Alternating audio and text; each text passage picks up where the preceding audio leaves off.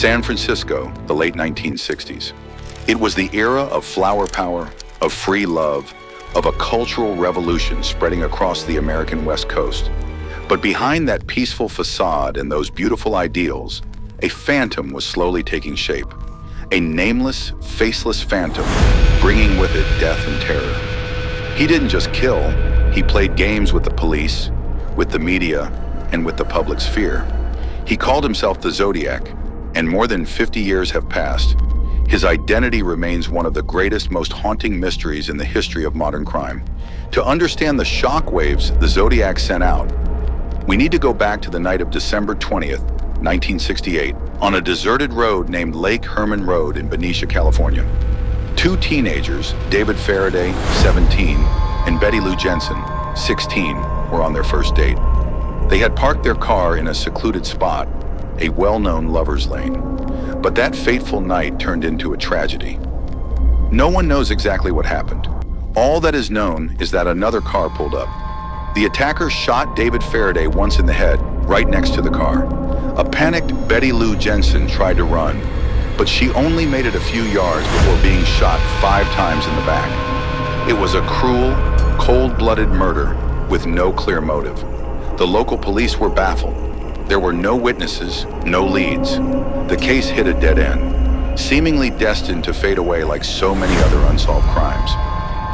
6 months later, the phantom returned. In the early hours of July 4th, 1969, America's Independence Day, in the parking lot of Blue Rock Springs Park, just a few miles from the first crime scene. Another couple, Darlene Farron, 22, and Michael Mageau, 19, were sitting in their car when a strange vehicle approached and parked behind them. The driver turned off the headlights, then suddenly accelerated, stopping right beside them. A figure shone a flashlight directly into their eyes, then opened fire repeatedly. Darlene Farron died shortly after. But Michael Mageau, despite being severely wounded in the face, neck, and chest, miraculously survived. It was he who provided the police with the first description of the killer, a heavy-set white man with short brown hair. But the most terrifying part was yet to come. About 40 minutes after the attack, a call was made to the Vallejo Police Department.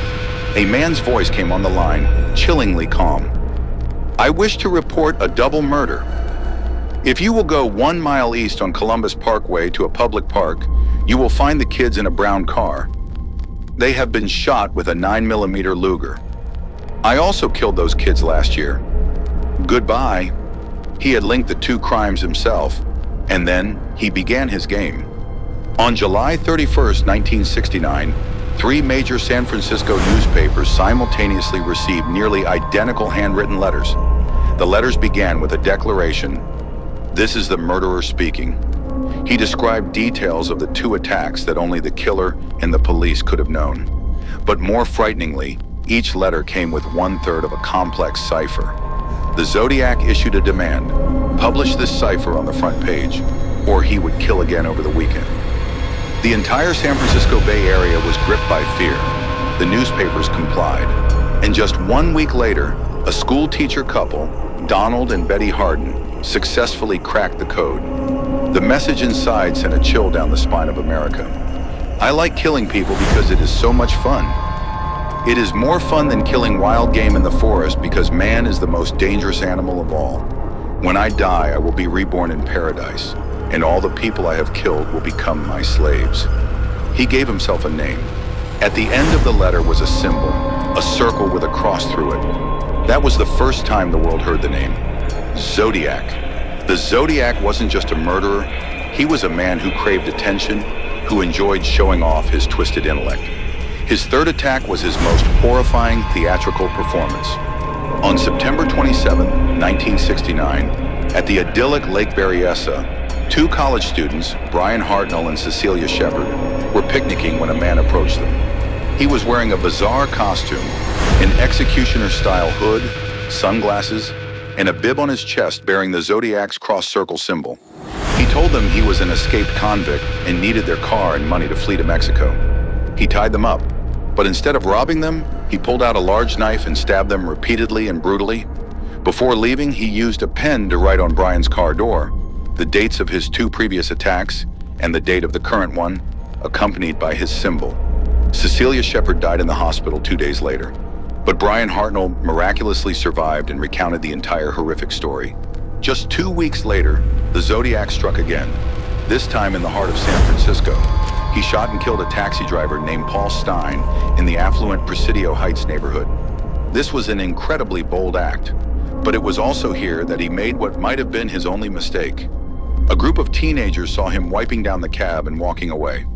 They called the police. However, a dispatch error led police to search for a black suspect instead of a white one. Ironically, 2 officers actually stopped a white man walking nearby, but let him go because he didn't match the description. It is believed that they had come face to face with the Zodiac and let him slip away. To prove he was the killer, the Zodiac sent another letter to the press, this time including a piece of Paul Stein's blood-soaked shirt. He continued to send letters and ciphers for years, taunting the police, threatening to blow up school buses, and turning the investigation into a massive cat-and-mouse game. Hundreds of investigators from the FBI and California police departments were assigned to the case. Thousands were questioned, many suspects were considered, but the most prominent was Arthur Lee Allen, a former school teacher with a history of violence and suspicious behavior. Allen owned a Zodiac brand watch, wore the same boot size as the tracks found at a crime scene, and a friend had reported that Allen had once confessed his intentions to kill people and call himself the Zodiac. However, Allen's fingerprints and handwriting samples did not match. The evidence against him was purely circumstantial.